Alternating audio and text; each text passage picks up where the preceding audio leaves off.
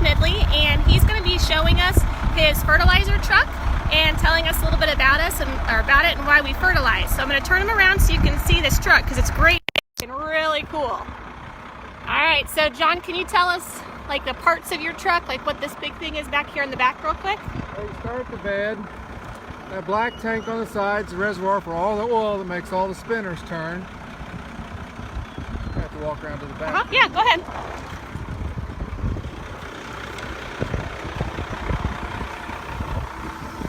Actually, things are moving right now. So oil drives this whole thing, drives the belt by a switch in there run by a computer.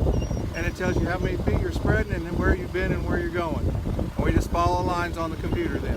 Awesome. Okay, so this is a great big truck. I'm going to go ahead and get in the side and we'll go for a ride and John will tell us about what's going on. If you just tuned in, this is a fertilizer truck. So if you remember from the other day, we went out and Dad was harrowing, so he was going through and breaking up all of the plots that are in the field so that way he could help aerate the field and get it ready for fertilizing. So here's the truck. And you said you've got a computer in here that helps you? Yep. So the computer kind of tells you like where you need to drive and what ground you've covered? Yep, hold on 1 minute. So why would people fertilize a field? Here, let me turn. Oh. There we go. So the green line is where I've been, Uh-huh. and the red line is where I'm supposed to put this arrow to make everything line up as I'm going back through the field. Oh, cool.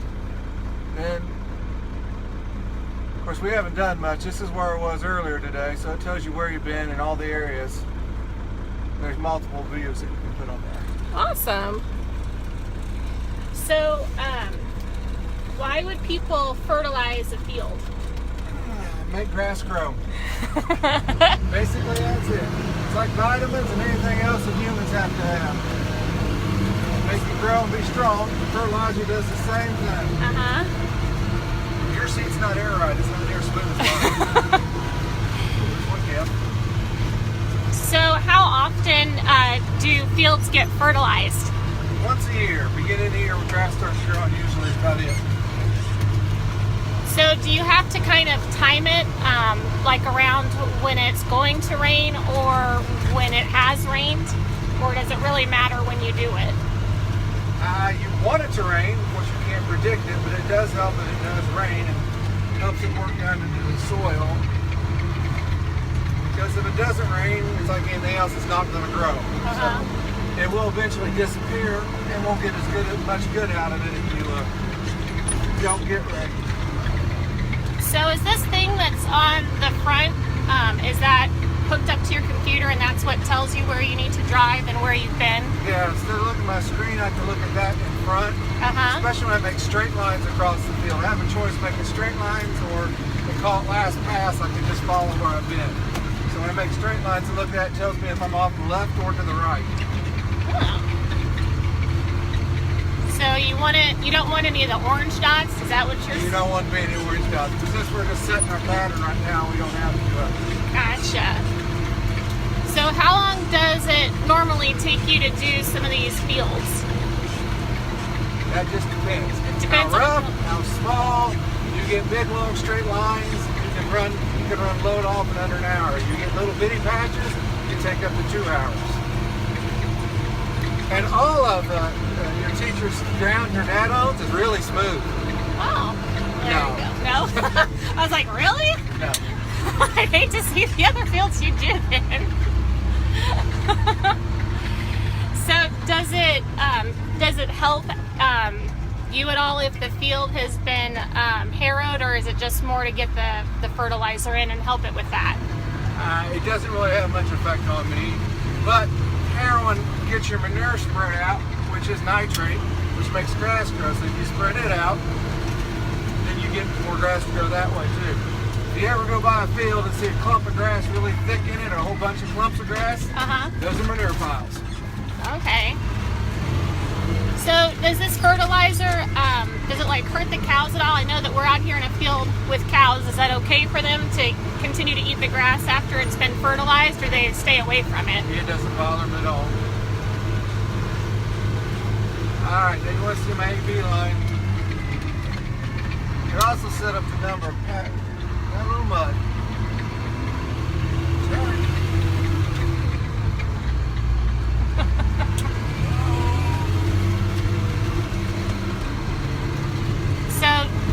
John, we hired you to come out and do this. So what are some other things that you do with your business? You're fertilizing the field now. What are some other things that you do as a farmer in this area? I got to plant crops. We're working a little bit of ground right now. So when you're working ground, what does that mean? We're killing weeds to get ready to plant. Because it's too cold right now. Since the freeze coming up, it's not warm enough to plant yet. So we'll wait till it warms up a little bit to plant. Right now we're just killing weeds so they won't be as bad. So is there a normal kind of time frame that you shoot for, like mid-April, or is it just kind of whenever the I don't weather worry about cooperates? planting corn until April 15th, but I don't plant that much. There's already people who got 200 or 300 acres here. So I don't worry about it because it doesn't take me long to plant no more than I've got. So you plant corn. What other kind of crops do you plant? Soybeans mainly, and then after that there's a little bit of oats, but not that many. So we're going to have to bug you later then when it comes time for planting time, right? Sure. I'll be right up here. Right up there. So I'll be able to see you coming. Uh-huh. So usually I post the night before when we're doing, what time we're doing fun on the farm, but I hadn't done that yesterday because I wasn't quite for sure what we were going to be doing. I never know what I'm going to do. Do you really never know? You just kind of go, it just depends on the weather? Well, it depends on the weather, it depends on if the elevator breaks down. We were down for about pretty much one day. They were down yesterday for a while. So if they break down, you can't get fertilizer, you can't work, so you go do something else. So we got some grain from the elevator, had it delivered the other day. You said you got the fertilizer from the elevator? Yep. So what other things can people get from the elevator? Feed, seed, just about anything. Dog food. Anything else you get? Yeah, let's see. I think they got milk replacer too. I just remember that because they brought that in whenever we came in. So you said you plant corn around April 15th, which I know I've got a couple of students that have been really interested in when we plant things. They're working on looking at planting their gardens at home because they've got a little bit more time, and they were asking about different times to plant things. When do you normally plant your soybeans? I'll do some mud now. Okay. Answer that question in a second. Okay.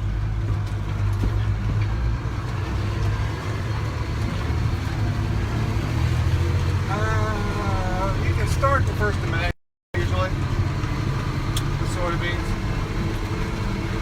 So, do you rotate your crops? So I know that the little fields that are up here on our road, you typically have the same kind of crops, or at least it looks like to me. I don't really know.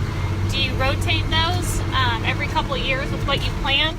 Or? Yeah, yes, because if you don't, it's hard on the soil because you put stuff in the corn, put stuff back in the soil for beans.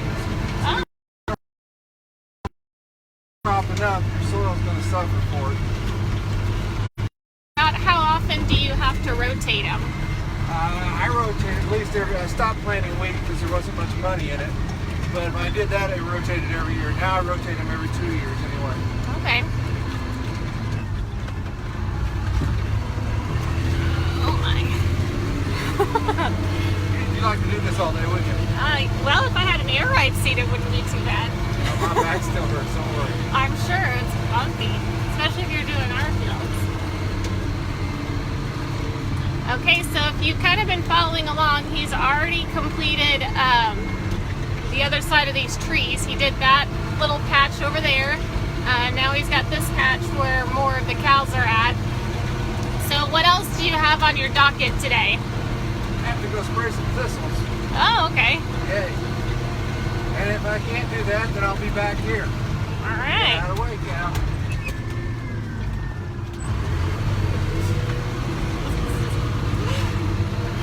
So when you're spraying thistle, do you just do that like individually, like you've got a little hand sprayer, or do you have a big truck to do that too? I have a big pull behind sprayer to do that. Oh, okay.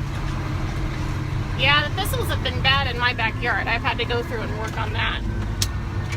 So, about how big of an, how wide is your spray behind you right now? We can't really see because of the tank, but how wide does it spray? 60 feet. Oh my. So that's why you're able to get it done so quick.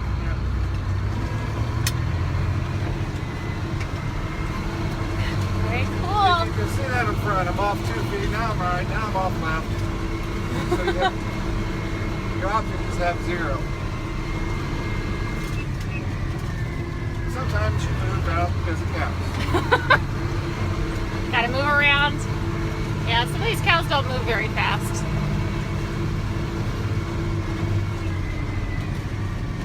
All right, well,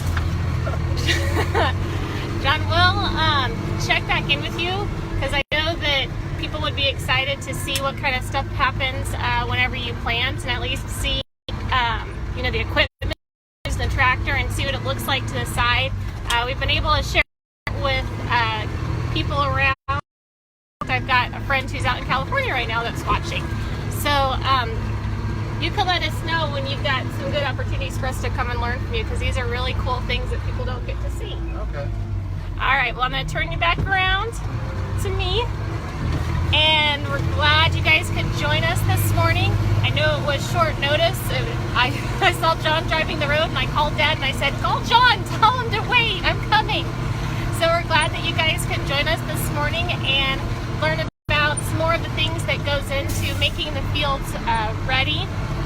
Again, there's a lot of things that happen out on the farm, things that we don't think about that need to be done in order to help the ground, help the cows, give them the nutrients that they need.